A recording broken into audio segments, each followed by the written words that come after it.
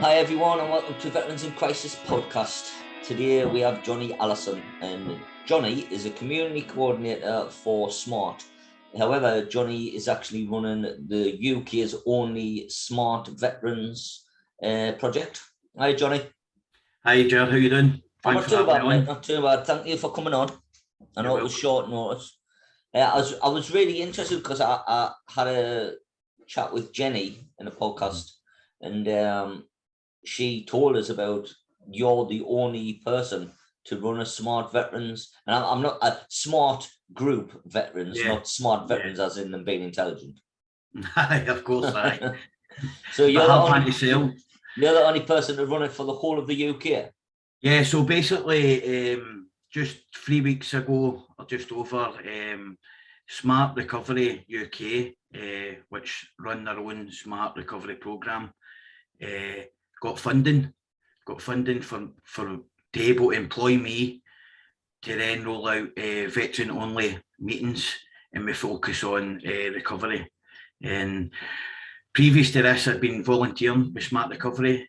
So since November, I've on an online format on Zoom, we've been holding veterans meetings, and the response and the help it has been able to give the guys has been phenomenal.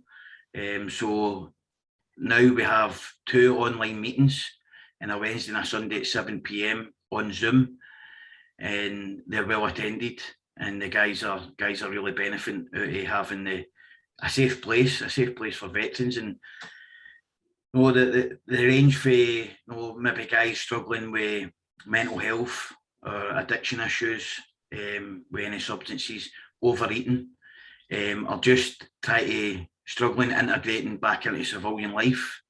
So the benefits are really phenomenal in a short space of time. So, and I mean, I don't mean to sound stupid, but as it's on Zoom, I'm assuming the whole of the UK can watch it, aye? Yeah, of course. So we've got veterans in England, Wales, up at the top end of Scotland, and also Northern Ireland. So the online format is open to any veteran or serving personnel as well. Are more than welcome to come and join us in a Wednesday or a Sunday night. I'm gonna it'll not be this Wednesday, but I think next Wednesday I'm gonna tune in and see what it's all about. Yeah, more than welcome, mate. We're thinking about running it in Sunderland. Yeah, just for veterans. Yeah, brilliant. Mm-hmm. So, are you a veteran? Yeah, I'm a veteran. Yeah, so I served first of all the King's Own Scottish Borderers, and then we amalgamated, and I finished up with the Scots, the Royal Regiment of Scotland. I've done operational tours in Iraq, Northern Ireland, and Afghanistan.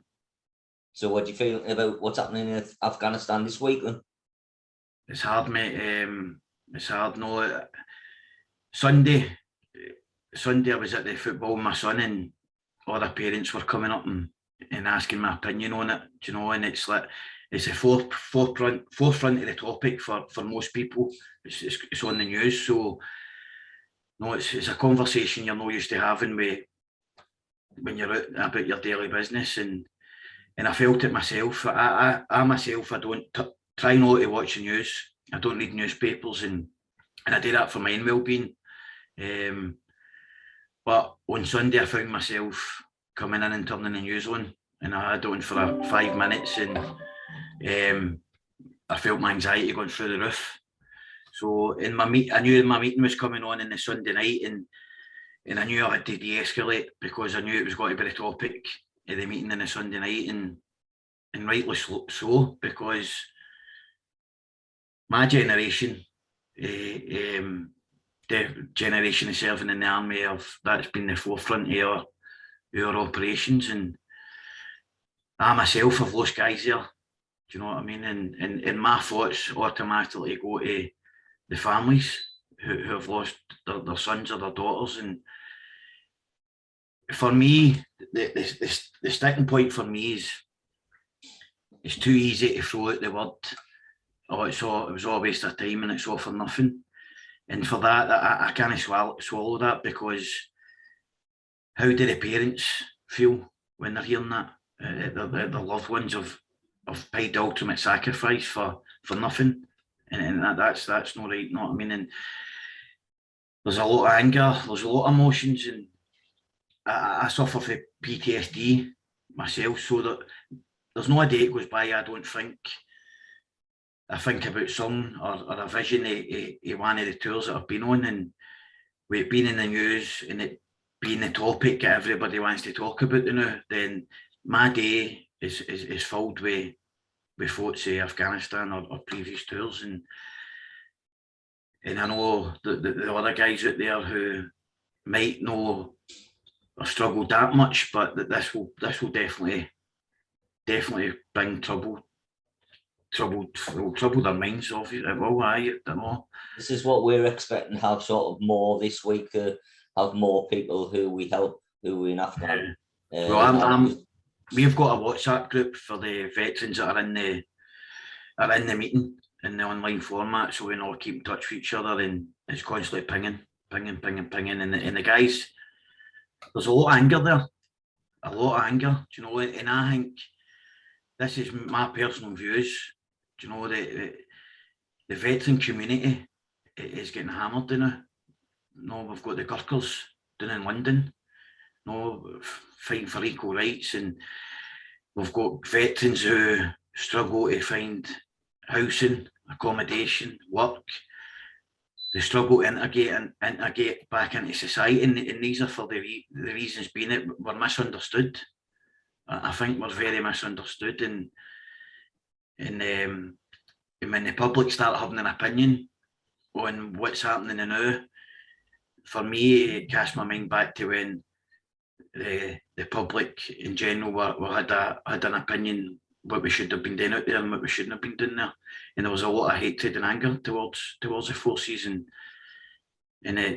so it brings up all the emotions for me personally, and that's what I need to try and, for my own well-being, is try and process them in a healthy manner than getting caught up in it and tangled up in it. And I've had the same sort of kind of thoughts about the sort of what I would say persecution of veterans who served in Northern Ireland, because I served in Northern Ireland, and you know, it brings it back, even though it was all them years ago, it brings it back in the forefront of your mind, because exactly what you're seeing, it's on the news and people want to talk about it. You know, I don't necessarily want to talk about it, you know, but people bring it up. That's what I struggle with, because I'll speak to yourself, or I'll speak to the other veterans or serving military, and it's a conversation I could have with ease with them. But when you've got people who maybe when you're out shooting, or you know, and they want to start, and it's no disrespect to them, but they want to talk, they want to ask you your opinion, and I don't want to tell them my opinion. You know, my opinions are my own, and my opinions will probably be misunderstood by the general public due to the emotions and the attachments that I've got to them, and whether you served in Afghanistan or no, the full veteran community and military will be feeling this now, feeling it very, very sore. Yeah, you're exactly right. And in fact, why don't we move on to something else, because we're going to start giving our opinions, and that's not really what I want to put across. No. We want to talk about sort of the good work you're doing, and the fact that you're the only person in the whole of the UK that is running a smart group for veterans. You know, that in itself, it's a remarkable achievement. You know, absolutely remarkable. Well, honestly, it's as I say, I've recently just been employed with Smart, which is amazing, because I'm doing a job now where I'm going to be paid for it, but it's a job that I've got a lot of passion for. So the reason I've ended up coming into this route of work is because I'm a recovering alcoholic myself. So I suffered from addiction issues through my full career in the army, and I left the army due to, I loved the army, I loved everything about it, I loved my job, but I struggled with obviously PTSD. I didn't know at the time, and I masked a lot of feelings and emotions when I started having maybe flashbacks and nightmares and stuff, and self-medicated with alcohol. When I left the army, I finally found recovery.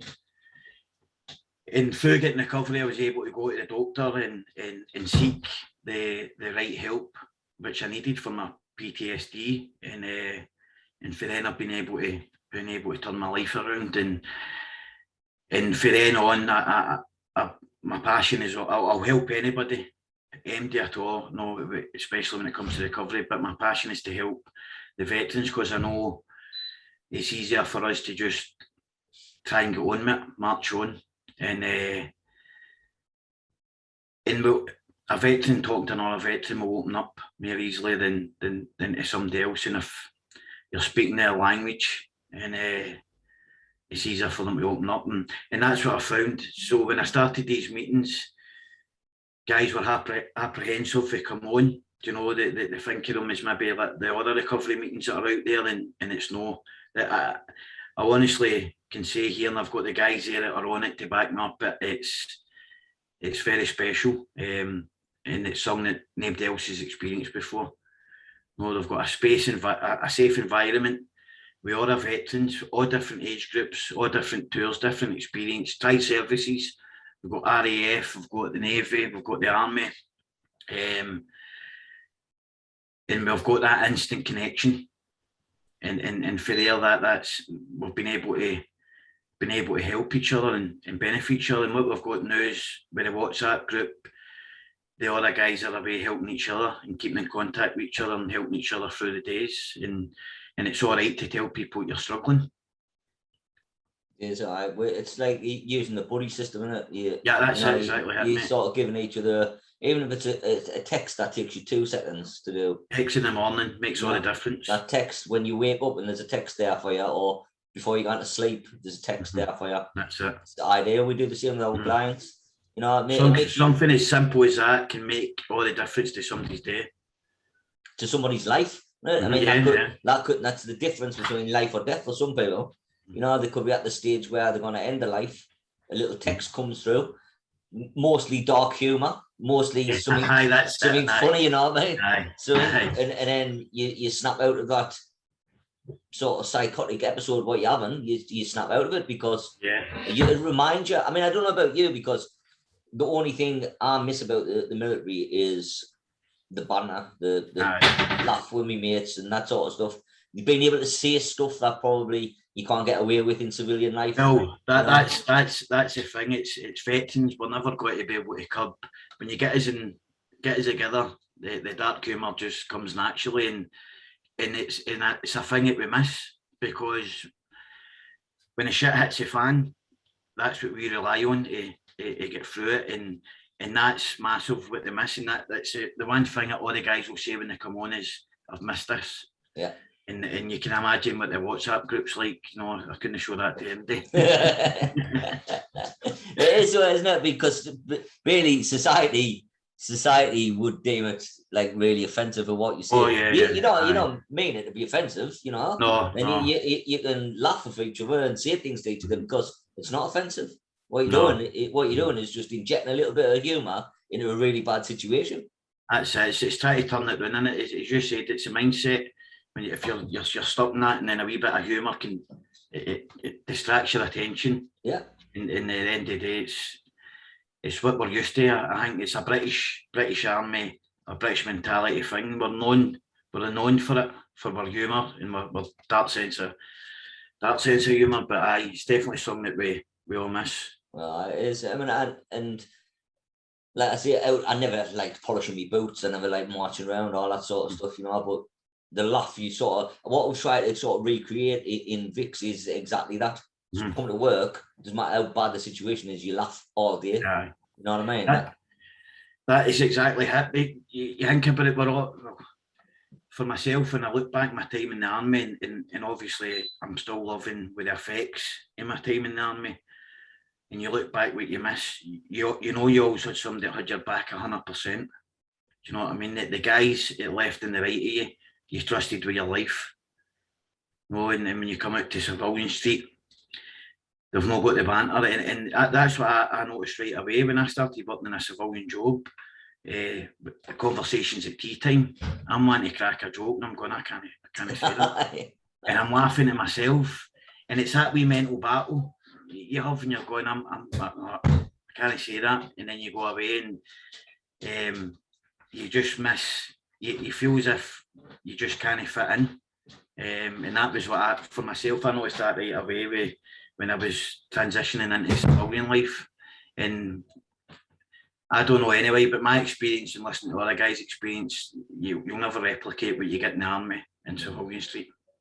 Well, I have a friend of his now. Actually, I helped him years ago, and he's a company director of a massive company. And when I had him in here and I did a podcast upstairs in the studio, he was like, "I just can't. It's brilliant being able to say what I want to say." He said, "You don't realise because I'm a head of a company that I'm not allowed to say basically anything." In case you offend someone, you get took to court or whatever, you know. And that's the society we live in today, and I suppose that's one of the biggest comforts with a veterans only meeting is the guys are comfortable. They know they don't need to think about what they're going to say or worry if they've said something that's got to be taken out of hand. Do you know what I mean? And even being around family members are probably close friends in Civilian State. You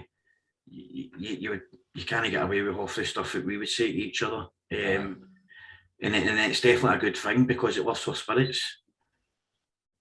Well, do you know if I come on, like, so I've been diagnosed with PTSD and I've had my own problems. I never thought I was addicted to recreational drugs or alcohol, but I did become addicted to painkillers when I had a bad back.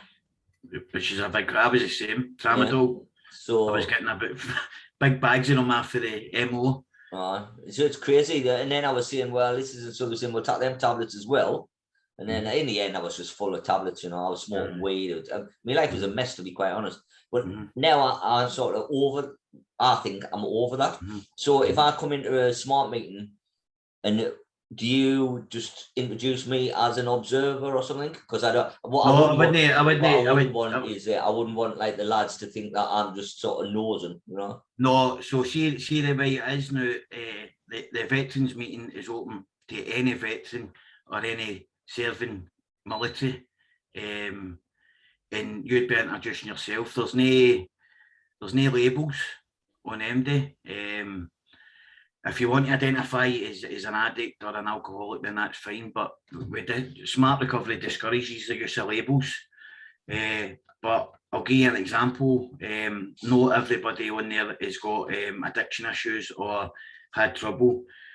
We don't talk about what happened 10 years ago or 5 years ago. We talk about what's happening today or in our week, how we're feeling the day or this week. And I've got guys on there who haven't got any addiction issues, do you know what I mean? And what they're finding out is they maybe be working too much.